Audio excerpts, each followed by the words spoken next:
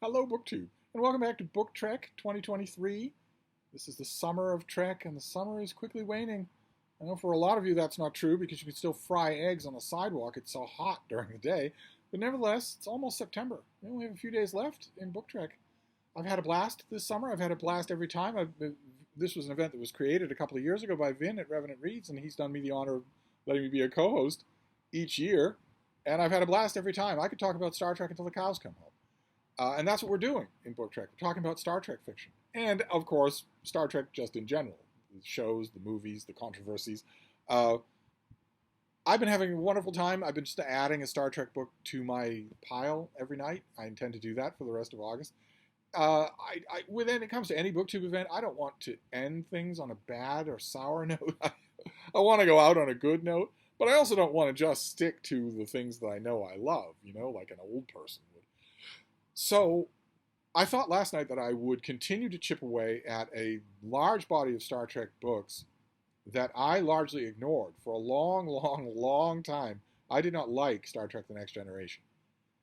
I derided it. I had some great comedy routines about it, and I almost always ignored the books. Unless there was some big reason for me not to. I almost always did. It took Book Trek to really turn me around on that. So that I went back and looked at those old episodes and the way they make you feel at home. The way they make you feel at home in a way that no other Star Trek does. The way they respect your intelligence. In a way, I hate to say it, that no other Star Trek does. The other later Star Trek incarnations adopted the technobabble that was inaugurated in The Next Generation. But it's done as sort of a cudgel in your face, whereas in The Next Generation, you're brought on board with it. And I also watched with renewed attention, with a new perspective, the Next Generation movies, where you see a cast that has been working together for decades, which we had not seen before in Star Trek. And it shows. It's so clean, it's so practiced, it's so just note perfect. That reaches its quintessence in Star Trek Picard Season 3. But it's there even in those movies.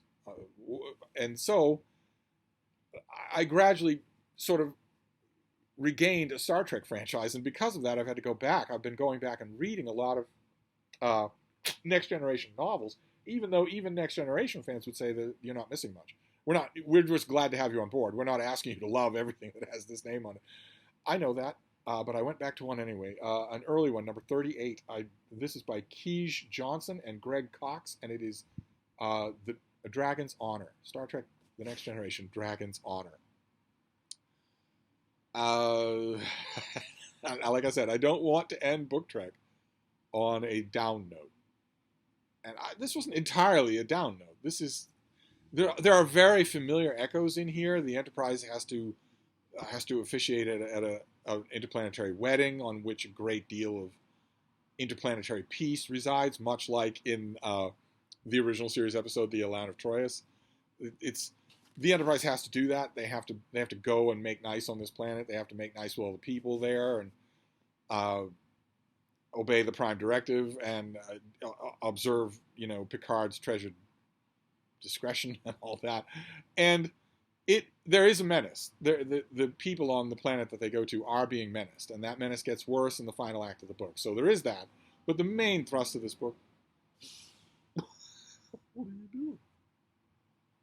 What are you doing? What are you doing?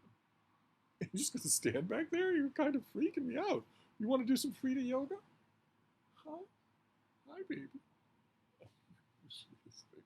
You want to do some Frida yoga? You want to come down here? Do some yoga for your fans? Ooh. Oh, yes. Ooh. Strangest thing on the internet. Okay, so where was I? Oh, right. There is a plot line here, but our crew first has to deal with making nice with the natives, I guess, would be the short way to boil it down. And the authors use that as an occasion for humor. This is a Next Generation comic novel. I believe that is a rarity.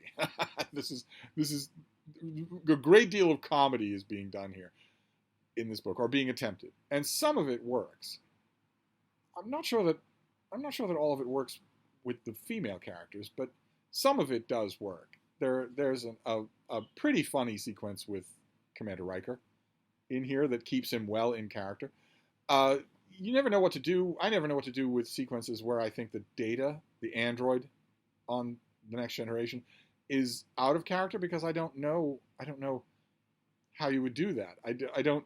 I've watched patiently Brett Spiner's portrayal of Data to see what that actually is. What would be out of character for Data?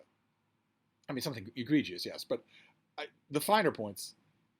I don't know. Data has the scene in this book that steals the show. He has the scene in this book that will be the most likely to make you laugh, and it'll be the thing you most likely to remember. Even the climax you won't remember as much as you remember. He gets involved in a tense dialogue, let's say, that where insults play a heavy part, and you don't expect it. Data is always very civil, so you don't expect it at all. And that's what I mean by not knowing whether or not he's in character, because he has 80 billion gigajids of personality and could adapt to any situation. He could take on any character elaboration that he felt he needed in the moment and then drop it. So I don't really know how that works. I don't want to be like Dr. Pulaski and start referring to him as an it. I recognize that he's a person. He gives me problems. He gives me problems in The Next Generation. Actually, Jadzia Dax gives me problems in Deep Space Nine. The whole idea of where the symbiont ends and the Trill begins, that has always bothered me. And, to Star Trek's credit, they've done whole episodes about exactly that subject, including one starring the great John Glover. But the reservation you're hearing in my voice here is that this doesn't really gel. It doesn't really work. In order to have an effective comic plot, you can't have anything big hanging over your story. It won't work. You couldn't do comedy with the Borg, for instance. I don't think. In Trouble with Tribbles, you've got grain. Quadrocredit Haley. You've got grain that's at issue. Storage compartments? But here there is a genuine thing that Picard has to take seriously. And I maybe it could have worked, but I don't think these authors bring it off. And I hesitate to say authors because I am, let's just say, fairly familiar with collaboration fiction.